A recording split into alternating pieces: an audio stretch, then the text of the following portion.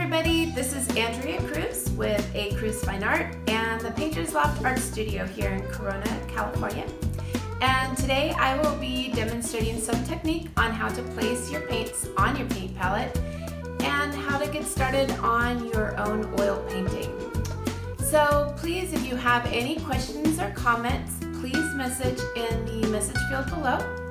And if you like this video, please like and subscribe. Thanks for watching, and let's get started.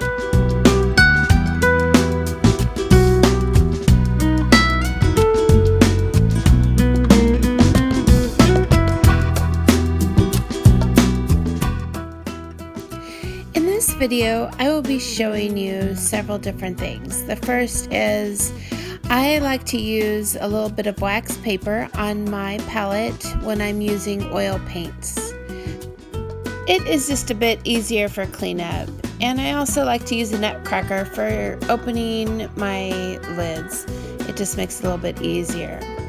So right now I'm just basically separating my blues and cool tones from my warm tones, and I do have some staples. I do like a phthalo turquoise. It's a nice clear blue. It is also a little bit more yellow blue. That allows me to blend with the crimsons and the magentas, which I always seem to grab as well. So basically, when I want to start a combination, I will just start playing with it on the canvas on the side and see if I get that right color combination that I really like. And once I am feeling the combination of color, then I will try it in different capacities. So I'll add a little white to it, or I'll add a little of the yellow next to the red, mix a little bit of blue next to the red, so then I understand what I'm going to be working with. So then basically I just start off with a medium tone, whatever that is. It's just going to be a medium tone, and I am just shaping my subject. So right now I'm just doing the very underpainting of this and just placing my placement so I know exactly where I'm going to be painting. At this point it's very rough, it's very sketchy. I'm just placing paint where I think it should go, but there may be adjustments along the way.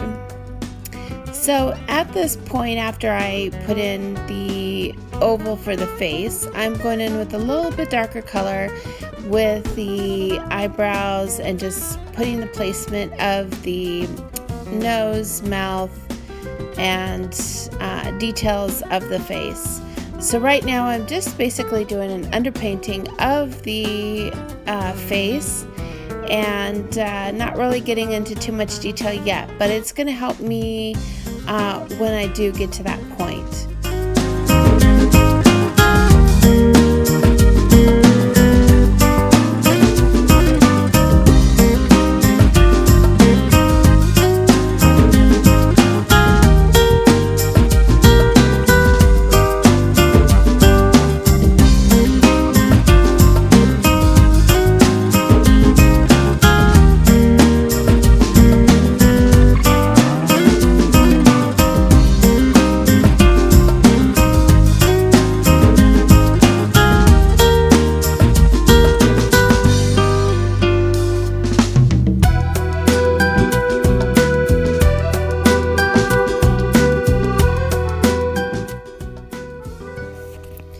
So at this point, I am just still adding details. I am starting to add a little bit more of the highlights, a little bit more of the lowlights. I do start off with a very dark color, and I work my way lighter. So once I get that middle tone in, then I go darker, then I work lighter.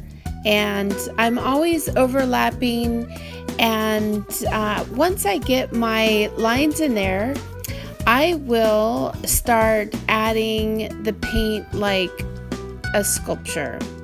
I will start grabbing a lot of paint and I will add it on top. First, I do the dark color, and then on top of that, I will start adding the lighter color. And I will overlap and overlap and overlap until I get to the depth of color and the shape that I'm wanting. So just because I put a shape in there doesn't mean that it's actually gonna stay. So at this point, I'm still adding details to the fingers. I'm gonna add some hands along the side of the face. And once I do that, then I will start getting into the detail of the face.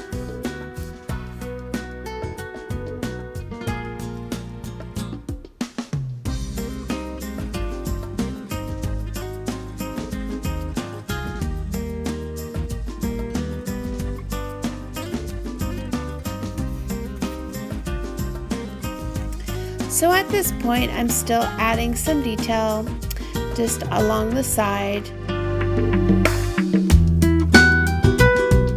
I don't have to stick to this line. I am just adding this in there just so I can get somewhat of a reference. And this may be a line that I will completely get rid of, or it may be a line that I use somewhat when I put in the details. So again, I always start off with the darkest color, which will be the line, say, surrounding the eye.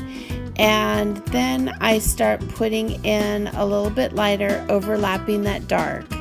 So I'm just overlapping, and actually I'm just really using this paint at its thickness. I don't really use a lot of medium to my paint. Which you could. This is just one way of doing it. But I do like how the oil paints will allow you to sculpt, and it will dry that way. It won't flatten like acrylics do. If you use a lot of texture when you're using acrylic and not the medium that is required, it will eventually settle and dry very flat. With oil paints, I tend to not worry so much about the pigment level because I really use a lot of paint when I work.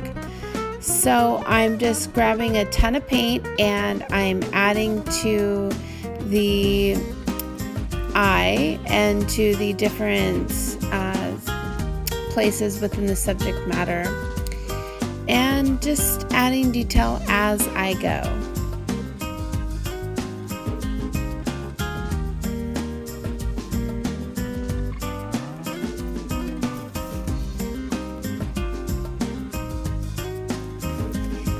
All of this is really about adjusting, and you can adjust, you can go back and forth. Once you put a line in there, it doesn't mean it has to be there. I put that line in there just to give myself some kind of direction, and then once I do, I feel free to move around the canvas and move around that space.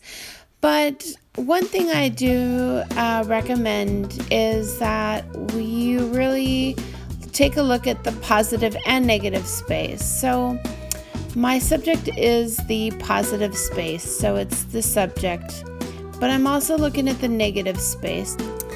At this point, I am just continuing to add detail, adding more paint, highlights and lowlights.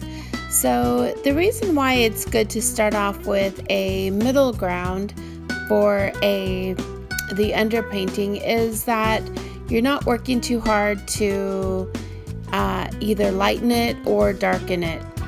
So you really want to have both. You want to be able to go down lower to a darker shadow, and you also want to be able to lighten it at its lightest.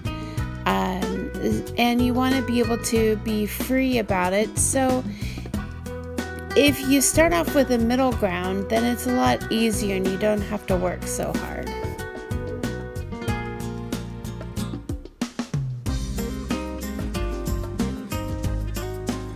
At this point, I'm just adding final touches to the eye. So I also look at a picture And when I'm working with my subject matter, I end up turning it into a black and white photo. So that way I'm not obligated to stick to a certain color scheme.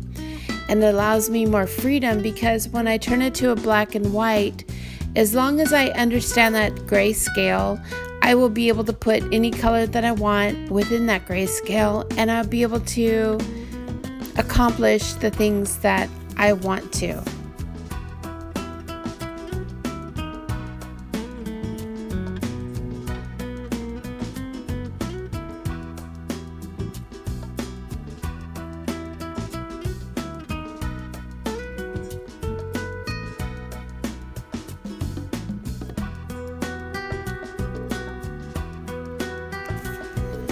When I ask my clients how they enjoy oils, I find that I get a variation of answers. It's either they're afraid of them, or they don't like them, they don't understand them. And really, I think that it's just a matter of digging in. I'm self-taught, and as I learn, I grow. And I'm not afraid to try them. And if it doesn't work out, it doesn't work out. If it does, it does. So really, that's how I've based my whole understanding of oil paintings, acrylic paintings, etc. So I would say, if you have the desire to try oil painting, please try. They're really a lot of fun to work with. If you have any questions, please comment below. I'd love to hear from you. Also, if you enjoy this video, please like and subscribe. Thank you so much for watching.